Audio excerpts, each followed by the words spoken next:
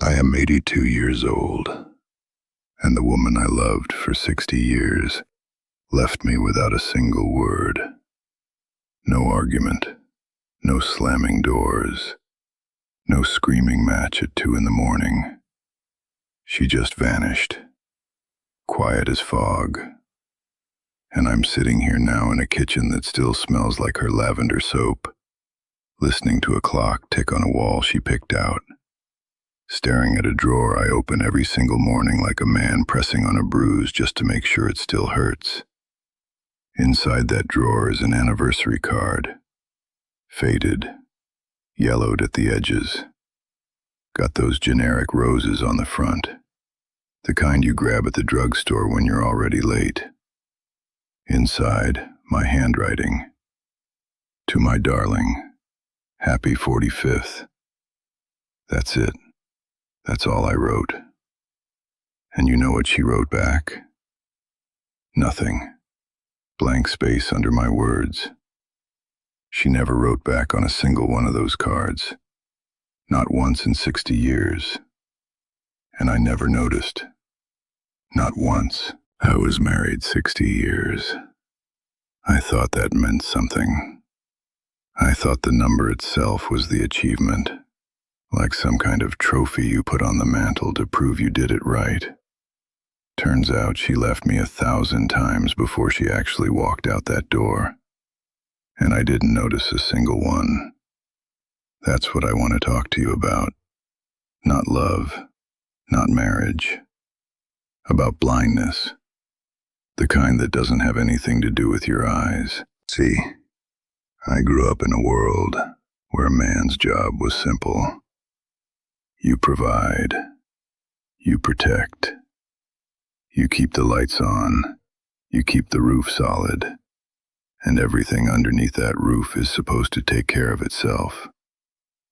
My father taught me that. Not with words. My father never used words for anything that mattered. He taught me with his absence. He worked double shifts at the steel mill 6 days a week, and came home smelling like iron and silence. My mother never complained, at least not where I could hear. So I learned the lesson early. A good man works. A good man provides.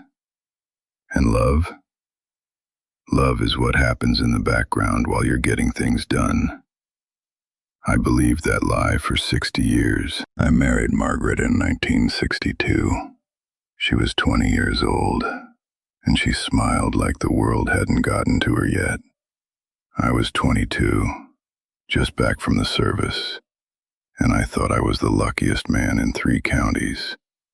I got a job at the plant, started pulling overtime before our first anniversary. I told myself it was for her, for us, for the family we were going to build. And we built it. 3 kids, a house with a yard, a car that ran, a life that looked from the outside like everything you're supposed to want.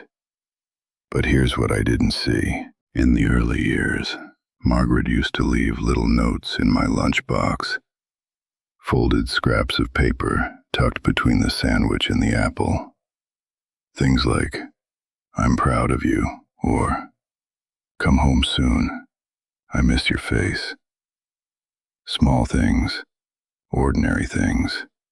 I'd read them, smile, throw them away, and go back to work. I never once wrote her a note back. Never once. It didn't occur to me. I figured she knew how I felt because I showed up every day. I paid every bill. I put food on that table. What more is there to say? I'll tell you what more there is to say. Everything. Everything is what more there is to say. Somewhere around year 15, maybe 20, those notes stopped. I didn't notice. Isn't that something? She stopped reaching for me, and I didn't even feel the absence of her hand. Sundays I watched football while she gardened alone in the backyard. Promotions I celebrated at the bar with guys from work instead of at our kitchen table. She asked me once, just once, if I wanted to take a walk after dinner. I said I was tired. I was always tired. But I was never too tired for overtime. Never too tired for a beer with the guys. Just too tired for her. And I didn't even know I was doing it. That's the worst part. I wasn't cruel. I wasn't mean. I was just absent. And absence, let me tell you, is its own kind of cruelty. The kind that doesn't leave a mark, so you never think to apologize. Now let me tell you about the night that ended everything. Not the night she left. No, the night she gave up. Those are two very different nights, and the second one came 5 years after the first. The first one is the one that matters. It was our 55th anniversary. I know that now. I didn't know it then. A colleague of mine, Frank Dawson, was having his retirement dinner at a steakhouse across town. I told myself I mentioned it to Margaret. I'm almost certain I did. Almost. But when I really sit with it, when I'm honest the way you can only be honest at 82, when lying has lost all its use, I know I didn't tell her. I just left. I came home at 9:15. The house smelled like roast chicken and rosemary. Her good roast. The one she made for Christmases and birthdays and the nights that were supposed to matter. I walked through the front door and the dining room stopped me cold. 2 place settings. The good china, the white plates with the little blue flowers around the rim that she only brought out for occasions. Candles on the table, but they'd burned down to almost nothing. Just nubs of wax pooling on the holders, the flames barely alive. 2 glasses of wine poured, one untouched, the other half empty sitting in front of her chair. And the food, God, the food was just sitting there, cold, perfectly arranged on the plates. She'd plated it like it was a restaurant, garnish and everything. She was standing at the sink when I walked in. She had on her green dress, the one with the small white flowers. She only wore that dress when she wanted to feel beautiful. And she was beautiful. Even at 75, she was the most beautiful woman I'd ever stood in a room with. But she wasn't looking at me. She was looking out the window above the sink, out at the dark backyard, at nothing. Her hands were still, not washing anything, just resting on the edge of the counter. I smelled like bourbon and small talk. I smelled like another man's retirement party. I smelled like everywhere except where I was supposed to be. She turned around slowly. And here's what broke the world in half. She didn't look angry. I could have handled angry. Angry means you still care enough to fight. She looked at me with something I didn't have a name for until years later. Recognition. She looked at me the way you look at something you finally accepted will never change.